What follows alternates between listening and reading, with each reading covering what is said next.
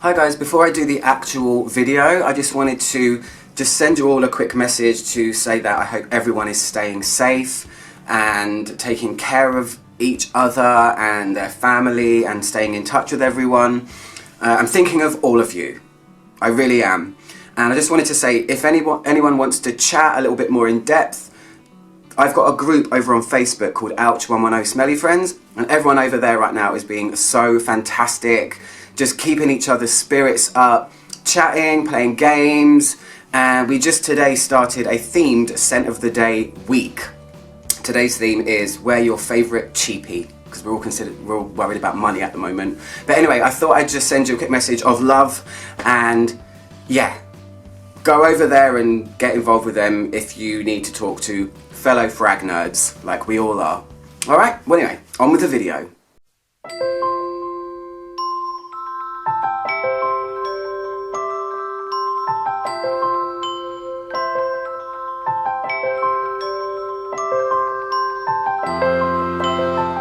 Hi guys, it's Ouch 110. How's everyone doing? Good, good, good, I hope. And an emphasis on good, good, good, I hope. I mean, I really do hope at this difficult time. So, today's video is my 3 for 3 tag. So, I was tagged a month ago by the lovely Claire from Smurfy Girly channel. I will put a link to her channel in the description box. Thank you, Claire, for tagging me. This video is about my 3 favourite fragrance notes and the 3 fragrances that contain them. I've tried to mix it up a tiny bit this time and not talk about things I always talk about, although there are some in there because they're just really good representations of the notes. Anyway, let's just get on with it. My first favourite note, no prizes for guessing what it is Tuberose. Tuberose. And the first fragrance I want to talk about is this one, a recent discovery of mine. It's called Tuberose Organique and it's by The Zoo, a company from New York. If you watched my Zoo Spotlight video that I did recently, you would have seen my reaction to this because it was the first sniffing and wowzers. Totally shocking, totally took me by surprise. I want to put it in this video because it's very unique.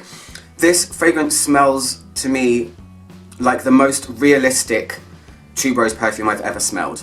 This smells like buttery, smooth, tuberosy goodness, and there's no tuberose even in it.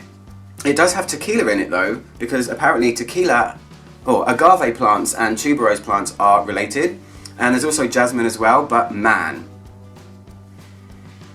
This smells like when you actually sniff a real tuberose flower, all of that smooth, buttery, kind of green goodness that comes out of it. It's also got some of the uglier sides of tuberose, I think, as well. It's a bit rough and it's not super pretty, but if you want realistic, I don't know how they made it so realistic when it doesn't have any tuberose in it. I mean, it's just mind-boggling, but The Zoo, Tuberose Organique, a great one if you're a tuberose lover and are looking to branch out or just find something a little bit different. The next tuberose is one that I don't own, but I really want to, and it's called Nuit de Bakelite by Naomi Goodsir. This is not a safe blind buy. I cannot stress that enough. It's one of the weirdest perfumes I've ever smelled. And it's actually award-winning as well. It won an Art and Olfaction Award, I think in 2018, possibly last year, I'm not sure. But this is a hot, humid greenhouse perfume. It feels kind of suffocating. There's carrot seeds in it. There is artemisia. There's leather as well. It's a leathery, hot green thing. And it's really planty and it's showing a more realistic side of tuberose as well, not a sugared up, sweet, smooth, approachable tuberose, which is why I really like it. But it's super unconventional and not for the faint-hearted because it's really strong as well. I mean, the sillage on this thing is just beyond many things that I've smelled. So, Nuit de Bakelite by Naomi Goodsir if you want a humid, stemmy, plant, greenhouse type smell. Yeah, it's great. And the last tuberose is going to be an obvious one because to me it's the queen of the tuberose perfumes. It is Carnal Flower by Dominique Ropion. Well, Frederic Malle is the brand, but Dominique Ropion made it. Oh, when I smell it. So great. I really am tempted to spray it, but I've got to stick with my scent of the day, guys. I've got to stick with my group. I've got to wear a cheapie today. So, anyway, The perfumer, Dominique, wanted to showcase the multiple facets of the flower. There's a coconut element in here, there is a eucalyptus element in here, and it's got a huge amount of actual tuberose oil in it. I think they said it was the most of any perfume at time of release. Maybe that's changed now, but this is a beautiful, sunny, spring-like, slightly green tuberose, but this is really about the petals and a lovely, but it's almost like a bouquet of tuberoses and some other flowers as well. It's just, I keep taking it off and putting it back on, but the first time I smelled this, it was instant love, and it still remains my favourite tuberose perfume to this day. So what's the next note? The next note, I'm cheating a little bit because it's incense, and incense encompasses many things. It's not just frankincense, it can be myrrh, it can be any resin really, labdanum, it can be oud, it can be anything that is burned to create fragrant smoke. So I have chosen for my first one, Memoir Woman by Amouage. Truly unusual perfume. As you can tell, I like unusual perfumes. This one is essentially a chypre style. So the chypre part of it is the mossy part. It's green, it's a bit foresty, it's got some evergreeny type stuff going on, but it's also spicy as well. It's a rough perfume. The texture of this is dry and rough, but then Amouage incorporated a huge smoky incense note, which I've never smelled in a chypre before, which is why I'm drawn to it. It's unique in that way. And the incense part of this, I don't really know what it is, but to me it's more about the smoke of incense. Maybe like an incense stick. It's not really a resinous incense perfume, it's more focused on the chypre qualities. However, the incense smoke is very prominent as well, and I love this. Took a little while to like it, but the more I wore it, yeah, the more I loved it. It's great, and it's a really great performer. It can dance. No, I'm only joking. It just performs really well. It hasn't got any stage fright, and yeah, wanted to put that one on the list. The next one is one that I don't actually own. It's called Archetipo, and it's by an Italian brand called Mendita Rosa. Kind of out there brand in terms of how they describe their perfumes or the stories or the feelings, but this one is a super unique incense which I really want to get at some point. This one has a very interesting note in it. It's Bushman's candle, and Bushman's candle is a type of cactus which grows in southern Africa, and it's covered in wax and very, very resinous inside, I believe. So you can actually light it like a torch. It's that covered in resin, or contains that much resin. People use it as kindling, and this perfume overall is a smoky incense again, but it's also waxy and woody and I guess kind of balsamic at the same time. It's very smooth and smoky and dark, and I've not smelled a perfume like it. It's got some very unique tones and qualities to it. It's also an extrait de parfum, so it's concentrated. Again, it performs really well. It's not super cheap, but I think it's totally worth the money. I sell it where I work, and I wear it a lot, especially when it's colder. So Archetipo, the meaning of it, kind of got confused when I read about it. She's talking about the perfume, the lady who owns the company, about the archetype of scent, or the archetypal scent. I don't know how that relates to incense and stuff, but I just got really confused. I'm just here to tell you how it smells, guys. And the last one should be no surprise. It is Camel, my lovely little Camel.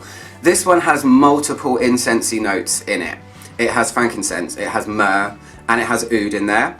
But the cool thing about this is the kind of stewed fruitiness that it has. It's North African inspired. It's about things that camels carry on trade routes. So there's dates, there's raisins, there's all of that type of dried fruit element, but that have been a little bit stewed. And it's also civet as well, so it's got an animalic undertone, but just not too much. The incense part of it is fantastic, and there's also orange blossom in here. Super big favourite of mine, and it probably comes as no surprise. So, move on to the last note. So I'm cheating again, I'm really sorry, but there's no judgment here, right? Don't judge.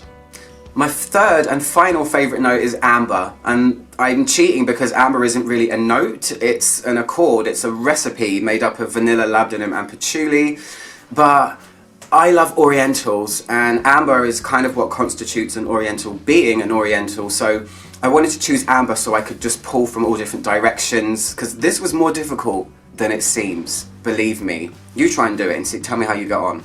The queen of the ambers, for me, I think it's the one that started it all, I mean to my knowledge, Shalimar. Oh, let me just quickly clean it, because it's so pretty. I never get tired of holding this bottle, looking at this bottle, admiring this bottle. It's so beautiful. So, Shalimar 1928, classic amber, this one. This is an amber with an emphasis on vanilla. This is a fluffy, soft cloud hug of a perfume. There's also civet in there as well, so it's got a bit of an animalic edge and drops of citrus in the opening. It's kind of got a slightly lemony opening, but when this gets into its stride, oh, it's powdery. I mean, amber is powdery anyway, but this is, yeah, you can have the amber record in many different ways, and perfumers play around with what's in there and what they put their emphasis on, but it will still feel like amber. This is an amber with the emphasis on vanilla, so it's a sweeter, it's fluffier, it's gentle, it's, what's the word I'm looking for? It's not demure, it's quite a loud perfume actually, but it's calm and serene feeling. Absolutely cool, and if you haven't tried this before, where have you been? So, talking about the amber record and having an emphasis on certain notes leads me on to my second amber perfume that I love, which is Le du Désert Marocain by Andy Tower. Oh gosh, this is a real special one, guys. I love it so much. I almost went to spray it on myself again then. No, sticking to the group. This is an amber perfume with the emphasis on labdanum. Labdanum is another favourite note of mine. I was going to put it as one of my favourite notes on this video, but then I thought, I can do amber and I can cheat. So this has got the amber record in it, but then it's got an extra dose of labdanum, which makes it feel more resinous as opposed to vanilla-y. There is coriander in here, it's spicy, there is a dryness to it as well. I mean, it's about Moroccan desert air, so it's about wind and spices and sand, and it's my most complimented perfume ever.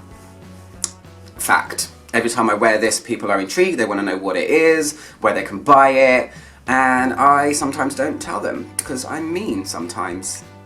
I'm sure you guys have done that too, right?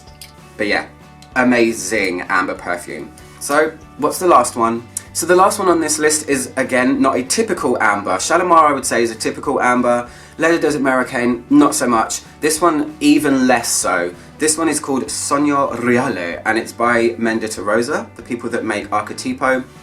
This is, to me, probably the most exquisite amber perfume I've ever tried. It's about dreams and lightness, so this isn't a resinous or heavy amber. There is a delicate airiness to this one. There's tuberose in here too. Yay, ties it together. And I think there's ginger in here as well, and they say a rum note as well, but to me it's just so elegant, light, and it feels expensive. I mean, it is expensive, guys. I got this for my birthday. I would never have been able to afford this, but I honestly urge you to try a sample if you like amber perfumes, because this one pretty much takes the cake. Oh, I can't stop doing that. I don't like the lid. The lid kind of looks like a burger, but it's meant to be an urchin because it's meant to be a bit marine, aquatic kind of elements to an amber, but only a touch. It's not an aquatic perfume by any means, but the aquatic part of it kind of elevates the amber and makes it not so cloying. Just unbelievable. I absolutely love this one. So that's my final perfume in this video. Anyway, I hope you like this video. I'm Ouch110, trying to make the world smell and feel better, one video at a time. I promise I will try and do as many videos as I can if my camera wants to work and my lights want to work. I mean, I have some time, so I hope you guys are staying safe, and I'll see you guys very soon. Okay, bye.